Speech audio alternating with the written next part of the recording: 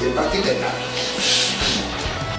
perché anche nelle tele e nelle trasmissioni televisive che state ascoltando, ogni volta la solita tiratera, il COI, un euro, lo stipendio. Francamente questo è il motivo, non hanno argomenti, perché di questo si tratta, non hanno argomenti. L'unico argomento è infangarci, farci vendere. Noi francamente siamo persone normalissime e dobbiamo sorridere sempre di più, perché argomenti, proprio perché non ne hanno, ci devono far passare come persone incompetenti, come la setta, come qualcosa di goliardico, se siamo stati un circo o se invece veramente siamo in mezzo alla gente, perché ormai il periodo in mezzo alla gente è tanto. Dovrebbero ringraziarci e in modo particolare dovrebbero ringraziare Maurizio, perché mese per mese un argomento, discuterlo, postarlo, questo si chiama educazione e rispetto nelle istituzioni, e dovrebbero solo ringraziarci. Oh, pazienza, dobbiamo sopportare e noi stiamo sopportando, ma fra qualche giorno io credo che ne vedremo delle belle. Ma questo è il compito dell'associazione COIM. L'associazione COIM è un'associazione culturale. Cosa ha fatto in tutto questo tempo? Ha diffuso, ha interpretato e ha fatto cultura attraverso la creazione dei salotti. Beh, i salotti che sono nati, cosa sono? Espressione della società civile, 11 persone che mese per mese discutono. Come discutono? Gerarchie, rivoluzioni, proteste? Assolutamente. Facendo cultura. Quindi dovrebbero ancora di più ringraziarci. Non siamo per fare proteste di piazza e non li faremo mai, perché non servono a niente. E soprattutto è un boomerang per noi. Perché siccome l'espressione è tanta, noi non sappiamo gli animi come si possono esasperare, quindi meglio evitare. Meglio evitare. Perché nasce il PPU? Il PPU nasce perché l'associazione culturale, ma con tutto l'impegno possibile e immaginabile, non può sostenere un peso di 13-14 milioni di poveri, perché questo è il numero dei nuovi poveri. Il ceto medio si è impoverito e noi abbiamo sempre detto che la medianità è quello che è la ricchezza di un paese. No, si è indebolita ancora di più. Il PPU può aiutare questo processo e questa inversione di rotta? Beh, già presentando le liste abbiamo dimostrato di sì. Ora sta a noi l'ultimo miglio. Il Partito Valore Romano incarna il progetto culturale del COI e lo trasforma in progetto e in programma politico. Perché è un progetto, è un programma che è dell'Italia e degli italiani, che include, non esclude nessuno. Quindi anche gli altri partiti potrebbero farlo divenire il proprio programma. Non lo fanno, per tante e tante ragioni. Abbiamo detto che non dobbiamo nemmeno giudicare, e non giudicheremo. Noi siamo per perdonare, siamo per sorridere, tanto. È questione di tempo, e il tempo matura tutto. Anche le persone che ci hanno visto fino ad ora come una setta, come dei ciarlatani, va bene, noi andiamo avanti, poi alla fine vedremo chi è il ciarlatano, chi prende in giro il popolo e chi invece sta col popolo. E noi siamo un partito dove crediamo fortemente nella famiglia naturale, ma non tiriamo la giacca vestendoci da cattolici per accattonare qualche voto o servirci della dottrina sociale per simpatia di qualche altro prelato, perché noi questi valori ce li abbiamo per davvero e non abbiamo necessità di creare false aspettative o di tirare la giacchetta di qualche cardinale, perché noi ci crediamo veramente. Si chiama per questo valore. Io ci ho creduto fin dal primo giorno, io personalmente, e sono qui perché ci credo ancora di più e credo che sarà la sorpresa del panorama. La Costituzione, perché come partito quello è il faro, l'ha trascritta il rettore di Padova, il padovano della Costituzione italiana del 1947, ma di fatto è nato il 1° gennaio del 1941.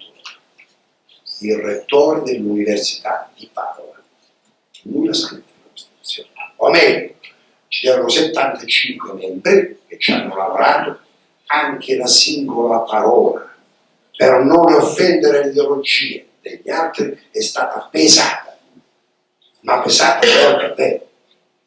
E qualcuno addirittura voleva cancellarla con quel referendum di dicembre 2016. Quella è la carta più bella che c'è al mondo, ce la invidiano tutti. In 70 anni hanno modificato solo 5 articoli, quindi da 139 a 139. Cos'è quella carta? È l'identità di un paese che usciva da un disastro economico, sociale, con l'introduzione anche del piano Marshall, cioè gli americani ci hanno dato i soldi, ma quali soldi? Noi li abbiamo restituiti prima della scadenza. Non ci hanno regalato proprio un per niente, perché quello che ci hanno dato c'era la contropartita, cioè bisognava che si applicassero alcune situazioni politiche che andassero verso la situazione di ragionamento occidentale. Quale occidente parliamo? Di questo che ha permesso l'invasione?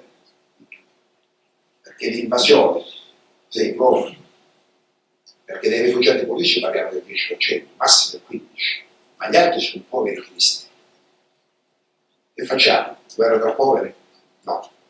Noi come TVU saremo in grado di aiutarli lì, nel loro paese, e dandogli dignità, non il pane, perché fino ad ora abbiamo mandato il pane e il riso, e non va bene, non va per niente bene, perché ogni persona deve sapere esprimere, e bisogna dare la possibilità di esprimere, e quelli non sono animali, sono persone che fuggono da guerre civili, perché non c'è democrazia, guerre tribali.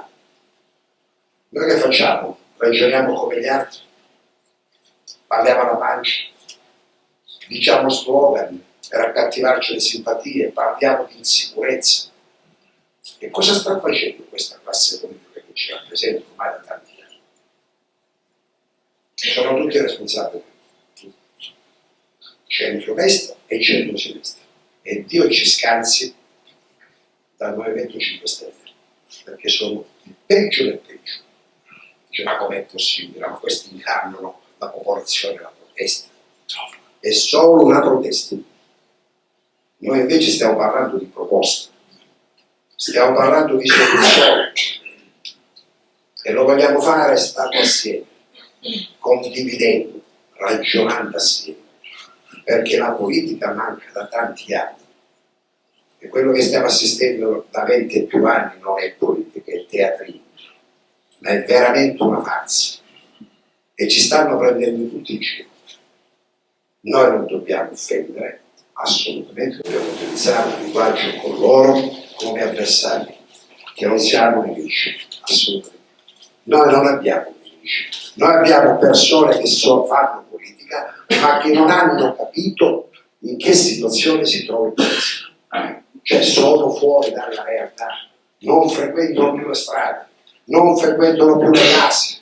Questi sono istanze ipottite, secondo me hanno anche problemi di ascolto. Quindi compatiamoli, perché anche loro dovranno modificarsi, è necessario, perché il dramma sociale è sotto gli occhi. Stiamo vedendo alcune situazioni, per chi ha fatto politica qualche anno fa, come gli anni 70, gli anni di piombo.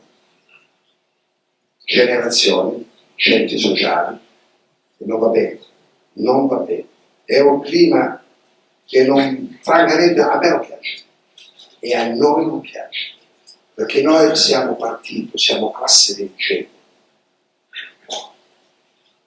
Vorrei l'ultima parolina magica di quel discorso che è partito qualche anno fa è comunicazione. Beh, dalla comunicazione dobbiamo aggiungere azione, perché sono le azioni che noi facciamo quotidianamente in famiglia che possono essere, ad esempio, più di 2 giornate a discutere con i figli. Sono le azioni che noi dobbiamo fare come genitori e come classe politica di questo partito. E dobbiamo farlo perché abbiamo la responsabilità più di tutti. Anche se purtroppo l'essere umano tenderà sempre a sbagliare, però dobbiamo cercare di sbagliare il meno possibile, perché altrimenti noi rischiamo veramente di essere trattati da ciarlatani come gli altri. È francamente complicato. Quindi il senso di maturità, di consapevolezza è quello che noi dobbiamo cercare sempre di più ogni giorno. Lasciamo perdere le ambizioni, lasciamo perdere gli egoismi, perché cambiando la società in positivo si guadagna tanto, ma tanto di più. Però dobbiamo farlo noi, perché sono 3 anni che stiamo andando avanti con questo progetto. E quindi è un valore dell'essere umano e della propria dignità.